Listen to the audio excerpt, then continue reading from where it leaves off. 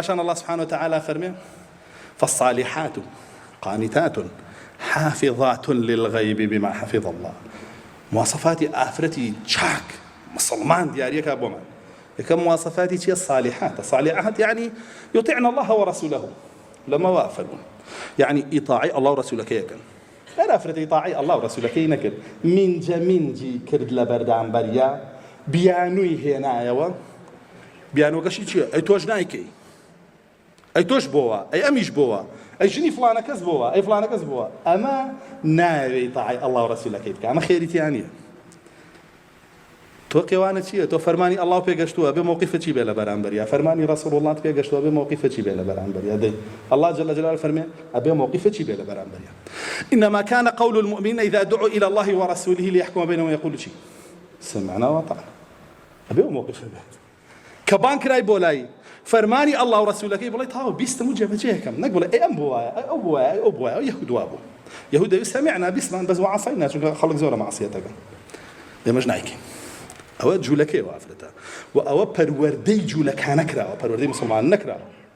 وما كان لمؤمن ولا مؤمنة إذا قضى الله ورسوله أمرا أن يكون لهم الخيارة من أمرهم نا إيمان داري مي بويا نية كاتك الله سبحانه وتعالى فرماني كان بيكا رسول الله صلى الله عليه وسلم فرماني كان بيكا بجاردي سيم نية دوم نية أمتا بجاردي بانزا مروان بانزا عزري هنا تو بانزا بجاردي هنا تو لكاتك يقدعني هي جبجكني فرمانك الله ورسولك بوي نية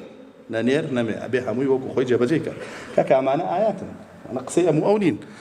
وري أجرن دينك ثانا وري شين أجرن بع الله دينك ثان رتكنوا يتل هر جيك هن ولا هر بيجيك هن كاك حقي من النبي وابز أنا خوتي قرآن أخواني تو ولو كاتو شيء الله لو زيادة بويا أفرمي الصالحات أوانا إطاعي الله ورسوله كان قانتات أوانا إطاعي ميردكان يعني كان طبعا ميردي باش ميردي بياو وقولون لو تاري بيشوا باسي بياو ما كان پروردی دروسی پیاو ام پیاوانه ابي افرد بقسيكا ما بالقصي درجه اوش د چکاتیکا كفرماني كي بي اكا بيچواني فرماني الله ورسوله كيدي بو پیاو باوكتا ميرتا براتا اي افرد كخيريك بيشانه يا بفرماني الله ورسوله كي يكسر جيبجيك لبر اونا لبر الله ورسوله كي تو اوي الله ورسوله كي جيبجيك حقي خويد نبي قانتات علماء فرمون يعني مطيعات لأزواجهن هيني تراهات وتفسير تراه فرمي يعني مطيعات لقوامهن شكل بيش فرمي الرجال قوامون على النساء بما فضل الله بعضهم على بعض جدوا هذا فرمي فالصالحات قانتات ويا داري خطبة وكو آفرد أما دو مواصفات بياويكي بياوانا لما لكتا أبو باوك أبو برا أبو ميرد أبو بخسيكي لفرماني كيا الله ورسولك يا بيش أيش نابت ولا فرماني الله ورسول داشي حافظات للغيب أم آية رسول الله صلى الله عليه وسلم خوي تفسير يزور رك بيكو جواني بوكردو كافرمي خير نسائكم باشترين آفرت لنا آفرت كاني إيه وياكي ففرمي من إذا نظرت إليها سرتك وإذا أمرتها أطاعتك وإذا غبت عنها حفظتك في نفسك ومالها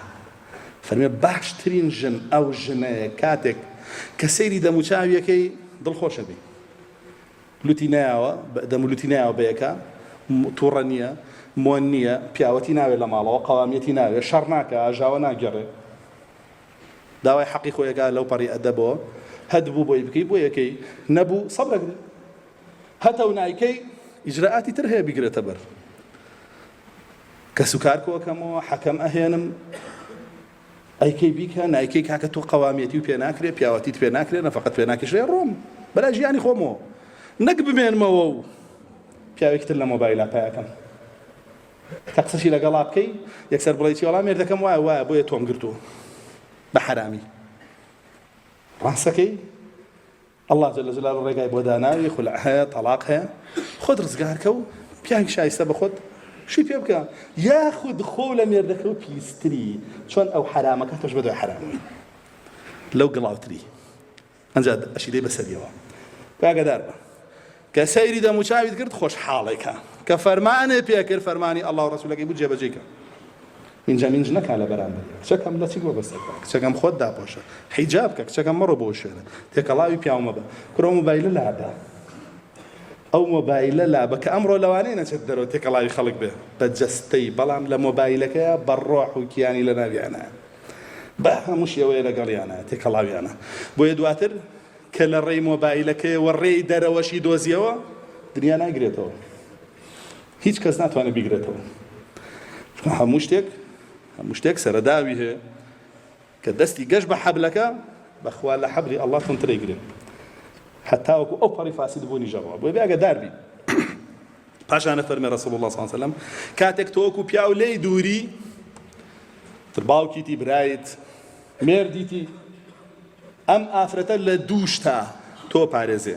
یەکەمیان ماڵ و سەروەت و سامانە بە فیڕۆ نایە بڵێ خۆ لێرە نییە دەی با ئەمە بکڕم ئەمە بخۆم و بڕۆم بۆ ئەوە بکەم دومیشیان خیانەتە لێ ناکا لە ناموسی خۆیە ناڵێ خۆ کە زاگای لێ نییە با لە چک لابم با حیجاب لابم با پەچە لابم با تۆزێ بگەڕێم با تۆزێ خۆشیکەم نە ئەمە باشترین ئافرەتە ئافرەتی مسڵمان ئەوە مواصفاتەکانیەتی لە قورئانە